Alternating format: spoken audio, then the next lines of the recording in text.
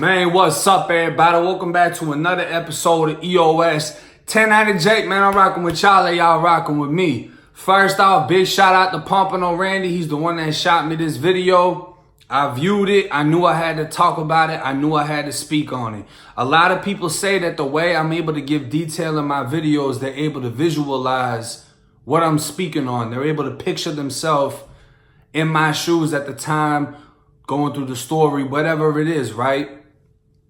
I mean, when I saw this video, this isn't a video from Florida. This is a Tennessee prison, but state to state, coast to coast. Even though the politics are different, the violence is one and the same. The weapons are one and the same. You're in a cage, it's going down. You gotta act, you don't wanna react, because if you get hit first, you might not get a chance to react. Before I show you this video though, I wanna make it clear, this is not about glorification of prison, glorification of violence. That's not what this channel is about. That's not the focus of this channel. But at the end of the day, if I bring somebody onto my channel, they're not given immediate respect. It doesn't happen. And that's not really how it's supposed to happen anyways. They're not given immediate respect until you understand what they've gone through, right?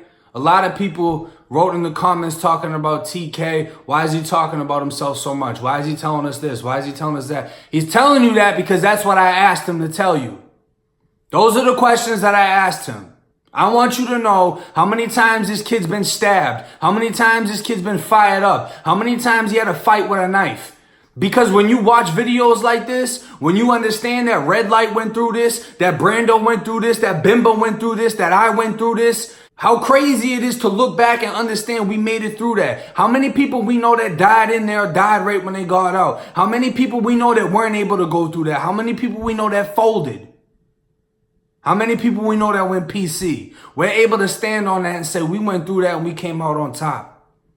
So what I try to do is I try to show y'all what we've been through. Not because we want your respect, but because we want y'all understanding. Because if you don't understand us as convicted felons, as people that have been released and are trying to adjust back into society, if we can't have an understanding, we won't be able to last in society together. And most likely, it'll result in me going back to prison. We have to have an understanding of each other. I have to understand how to live in this civilized world, and you have to understand the world that I came from. Doesn't matter how I got there. Obviously, I made a mistake to end up in prison. But what matters is what happens when I get out. Me getting back into society. Me getting through the PTSD and the issues that I have from being in situations like this. From watching people get hit up like this. So no, this isn't about the glorification. This isn't showing off the violence. This is showing you the reality so you understand what we've been through. I don't get respect just for saying I've been to prison. Nah. People ain't rocking with me because of that. They're rocking with me because of how I carry myself, how I hold my people down, how I never turn my back on my people, and how I was willing and ready to go to war, just like this video, behind my people, and how my people were ready to do the same to make sure I went home. There's a warning on this video. I'm warning y'all now. It shows violence. It shows y'all what happens in prison. So if you're under 18, click out of here. You don't need to be watching nothing like this. But I want to show y'all this. And this is how it is.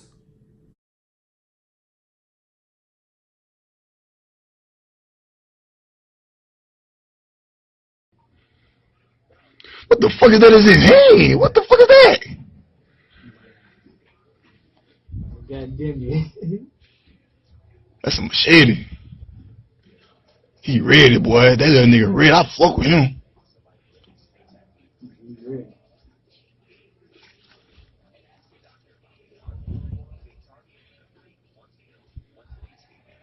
There you go. Woo, he pull out the sword.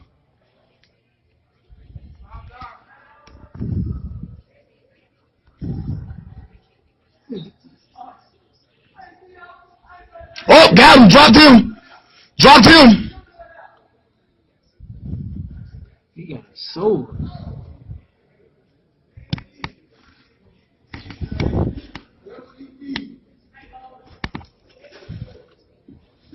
Watch out behind you. Ooh, you hit him in the neck. Come on, bro. Watch out. Oh, God. I'm trying to see it with you. Oh, pull it out the window then. Man, I got me. Got me over there. Ooh. The only person, me. Watch out. I'm recording this shit. See, roll hit. Knock down again.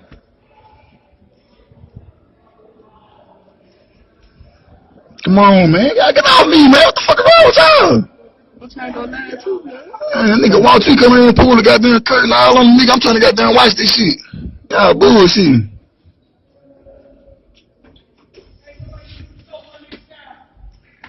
Hey, back on lockdown.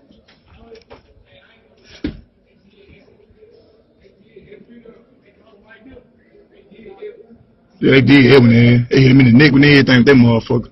Well. Yeah, Evan through. Oh, look at Tagawayu. Look at Tagawayu. Damn, they fucked Tagawayu ass up. He dead. He finna die. He too big. Finna drop. Yeah, look at him. He through. Look at him. Only person shine was little homie. Oh, he shine. He shine. He got hit at the end. He got hit at the ass end. See, they go my cousin is. Who your cousin? Came from left. I don't know what you talking about. Now, my first time seeing anything like that, my very first time was my first day in prison. Not at the reception, my first day at an actual compound, the day I hit Sumter CI. The very first day I hit Sumter, I was put in a C dorm. If you know C dorm, that was the orientation dorm. You look out the windows, it overlooks the rec yard. And I watched the rec yard crash. That's what we call it. Some places say it popped off, it cracked off, whatever. It's a crash. Everybody just starts crashing into each other. You just see a mob of people running into each other. It was too far away to see weapons, to see details, but you could see people going at it. You know what I mean? You see everyone's just running after each other or running into each other. That was my first time watching that. You know what I mean? Have I been involved in situations like this? Yes, multiple times. Lancaster CI, things like that went down on the daily. Whether it's in the dorm, mind you, we got open bay dorms. We're not in cells. The whole dorm will just pop off and start hitting each other up. Everybody's crashing out. Nobody's worried about if COs are looking. Nothing. This used to happen in school. This used to happen in chow. This used to happen in the dorm. Anywhere we have access to an enemy, it's popping off. Medical, classification, it doesn't matter. It's going down. Non-stop. Non-stop. Lancaster was a war zone. I never experienced another prison like Lancaster where it was just going the fuck down non-stop. What happens when this pops off is the compound gets put on lockdown. If you're in an open bay dorm, you're not allowed to get off your bunk without permission. Normally a CO sits in the bubble. When it's on lockdown, a CO sits in the dorm with you. Anybody gets up, you're getting gassed immediately. Because we have to march to chow, we have to march with our hands behind our heads. If you drop your hand, you're getting gassed because the COs are standing next to you as you're marching with the gas pointed at your face. They want you to drop your hand. They're going to gas everybody around you. The reason they do that is because you drop your hand, you take a razor, you cut the kid in front of you, and just like that, somebody just got hit up. It's nuts. We marched to chow from B dorm. The second we got into chow, we started eating our food. A Zoe pulled out a lock and a sock and tried to fire up my brother. My brother weaved it, knocked the kid flat the fuck out. But everybody in there started crashing and popping off. Locks, socks, everything flying left and right, pokers, screwdrivers, whatever. Everybody just started getting it in. COs are gassing everybody. People getting hit with trays. It's just popping off. It's crazy. It's intense. It's an adrenaline rush like nothing I've experienced before. You're hot. It's beating out of your chest. You want to hit something. Somebody wants to hit you. You're hoping none of your brothers got hit. And in the end, you see the aftermath, man. You might see one of your homeboys and he just got ripped. You might see one of your best friends and he isn't waking up. He's unconscious, but we're shaking him and he isn't up yet. And we're wondering how bad it is. You might see somebody on the other side, someone that's your enemy, your opposition, whatever, and you're looking at them like, damn, you're seeing what just happened to them, but you can't have sympathy. But in the back of your head, you're just like, I'm glad that didn't happen to me or one of mine.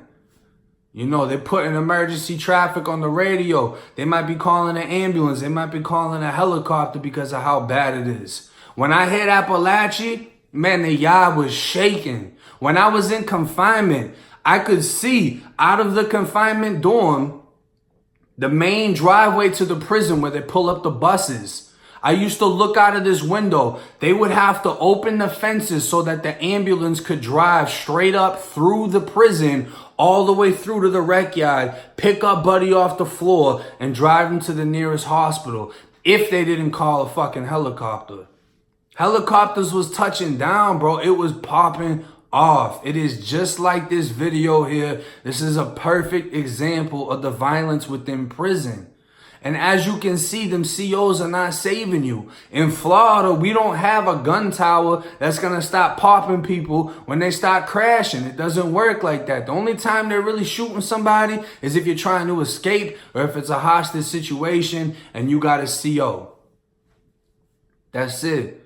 Other than that, they're not trying to waste bullets. They can just watch it, and we're going to kill each other off anyways, as sad as it is to say, but it's war. You don't know why it's happening. You just know it's happening. And that's how it is to be on the yard when you're not affiliated with the situation that's going on.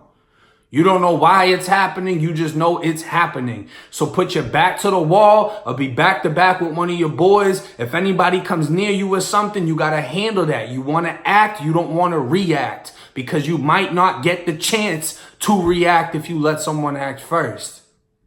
There was a guy at Appalachia, 13s, handled up their own people. He got hit in the neck. Dude was up the whole time, standing there talking shit to the same people that just hit him in the neck.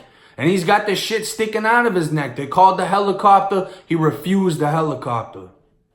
You know, I can honestly say the majority of gang members inside of the prisons, the majority of people within the prisons don't want to do this, don't want to go through it. They don't want that sick feeling in your stomach before it happens, knowing that somebody is going to get badly hurt, knowing that you might have to hurt someone or you might be the one that gets hurt.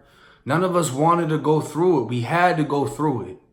It was the environment that we was in. We had to do it. It wasn't an option, because you don't want to fall victim at the end of the day.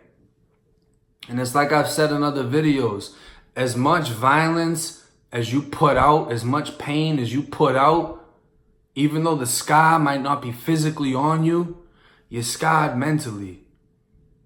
To the point that even when you leave that violent environment and find a more peaceful environment, your mind is still in that battlefield. You can't take your mind out of it, because when you're ready for everything and anything, that's when you feel at peace. And when you're in a peaceful place and everyone else is slipping and calm, you feel like something's going to happen to you. It sticks with you. These battles, they stick with you. These wars, you don't forget it. You don't forget the smell of the blood. You don't forget seeing what you saw, the sounds of somebody choking on their blood before they die, the sounds of somebody getting hit up. You don't forget it, bro. And I hope none of y'all ever have to go through this bullshit. For real. I hope none of y'all have to do it. Watch the video. Learn something from the fucking video. Because if you ain't ready for shit like that, doing dumb shit, that's where you're going to end up. For real. And if you into the dumb shit and you like doing shit like that, you'll have all the time in the world to think about it in your cell. A OG told me on the yard, he said, you keep that mentality, you won't be satisfied until you have a life sentence like me.